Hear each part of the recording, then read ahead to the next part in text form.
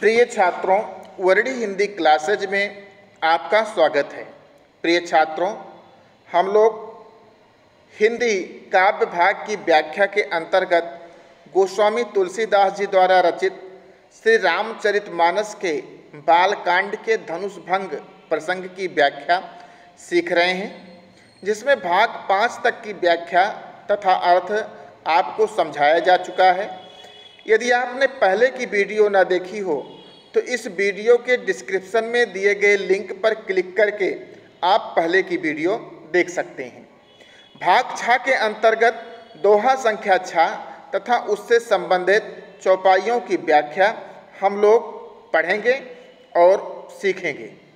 तो चलिए दोहा संख्या 6 की तरफ आप लोग यह पूरा वीडियो देखिएगा, जिससे आपको इसका अर्थ और व्याख्या करने में कोई कठिनाई ना हो और इस पर पूछे जाने वाले प्रश्नों का उत्तर आप लोग सरलता से दे सकें। लखन लख्यऊ रघुबंश मणि ताक्यऊ हर को दंडु पुलकी गात बोले बचन चरण चापि ब्रह्मांडु दिशि कुंजरहु कमठ यही कोला धरहु धरनि धरि धीर न डोला राम चहई शंकर धनु तोरा होहु सजग सुनु आय सुमोरा चाप समीप राम जब आए नर नारिन सुर सुकृत मनाए सब कर संसौ अरु अज्ञानु मंद महीपन कर अभिमानु भृगुपति केरी गर्भ गरुआई सुर मुनि बरन केरी कदराई सिय कर सोचु जनक पछितावा रानिन कर दारुन दुख दावा शंभु चाप बड़ बोह तुपाई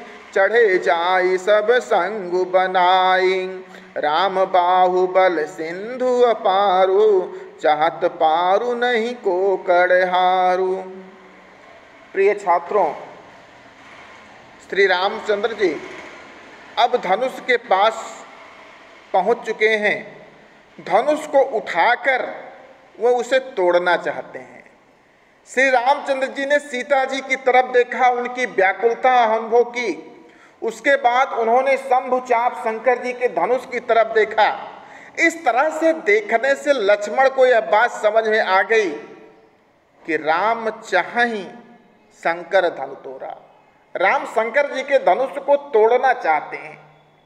यह बात जैसे ही लक्ष्मण के समझ में आई तो लक्ष्मण जी ने इस धरती को धारण करने वाले जो दिग्गज हैं, कमठ अर्थात कच्छप हैं, अहि अर्थात शेषनाग हैं, कोला अर्थात बारह हैं, सबको सावधान करने लगते हैं कि आप लोग अब सावधान हो जाइए, क्योंकि राम अब धनुष भंग करना ही चाहते हैं।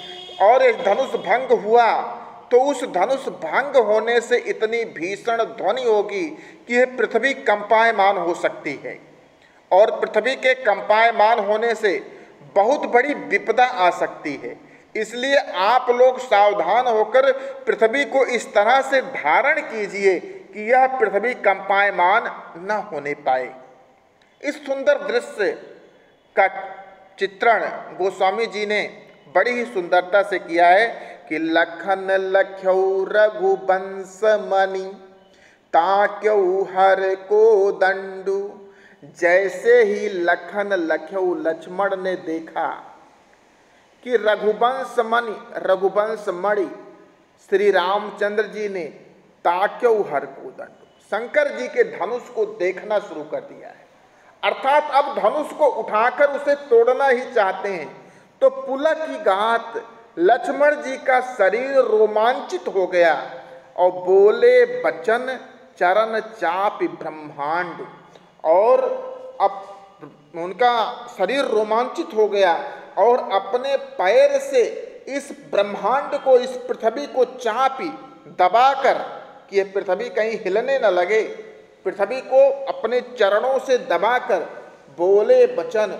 उन्होंने अपने वचन इस प्रकार से कहे कि लखन लख्यऊ रघुवंश मणि हर ताक्यऊ हर कोदंड पुलक गाति बोले बचन चरण चापि ब्रह्मांड।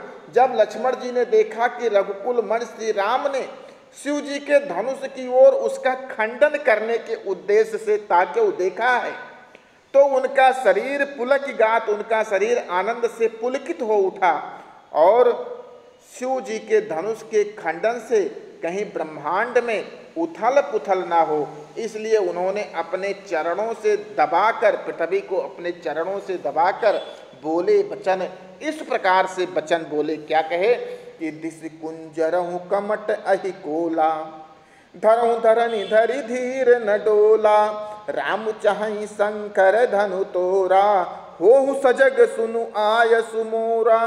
हे दिस कुंजरों, हे समस्त दिशाओं के हाथियों, कुंजर माने हाथी, हे कमट, हे पृथ्वी को धारण करने वाले कछुए, अहि, हे पृथ्वी को धारण करने वाले शेषनाग, कोला, हे पृथ्वी को धारण करने वाले बाराह।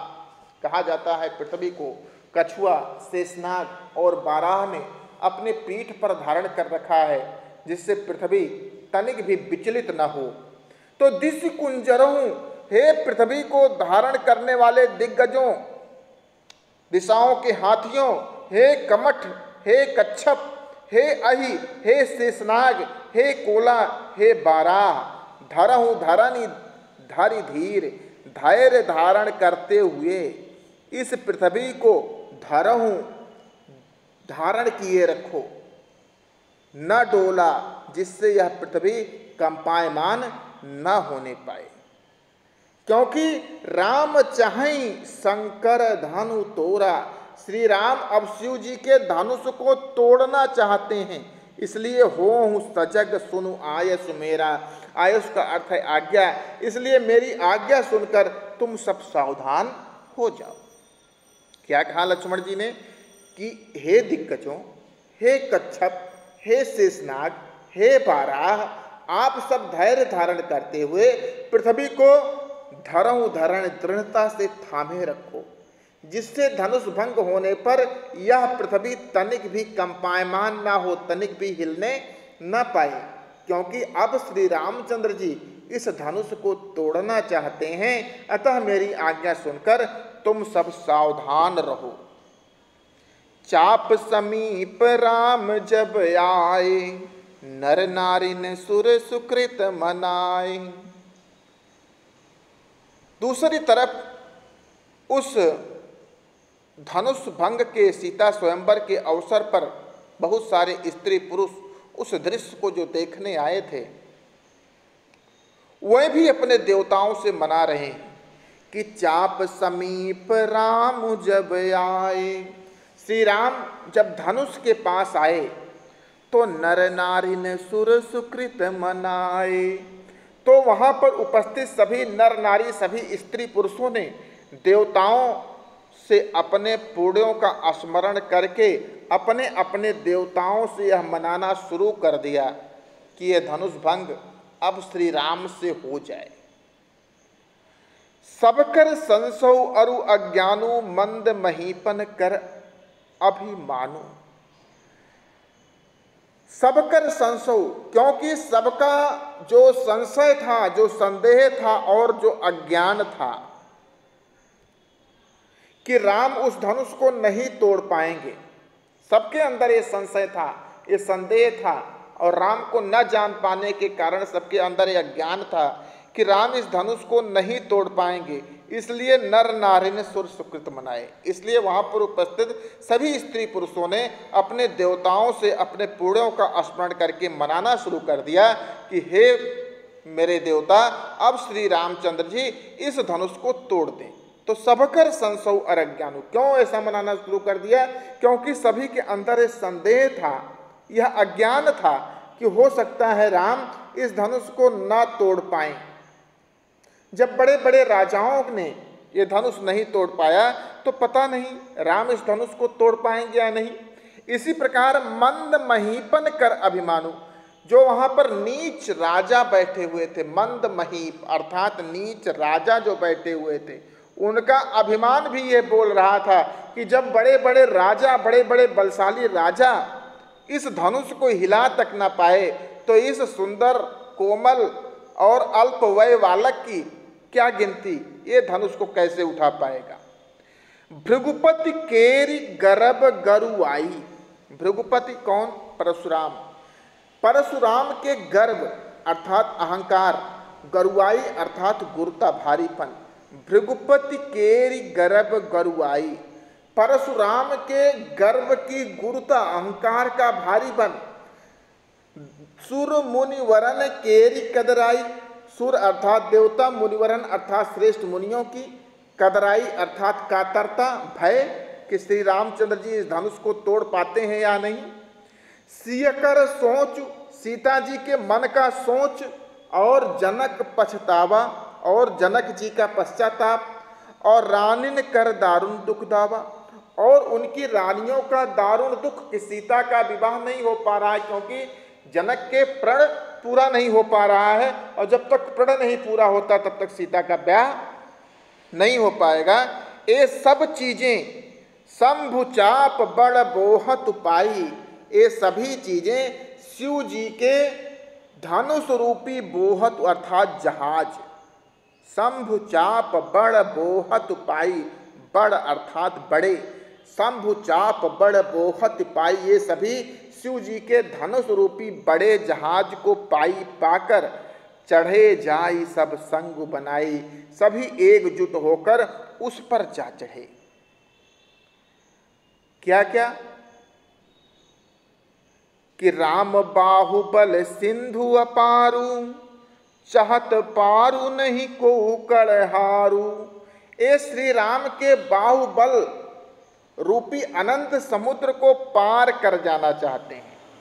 राम बाहुबल सिंधु अपारू, ये सभी रामचंद्र जी के बाहुबल रूपी अपार सिंधु को पार कर जाना चाहते हैं इस जहाज पर, धनुष रूपी जहाज पर चढ़कर।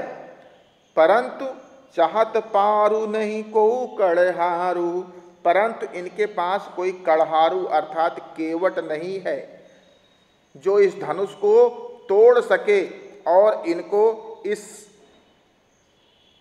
सागर से पार उतार सके, इस जहाज को खेकर इन्हें उस पार पहुंचा दे।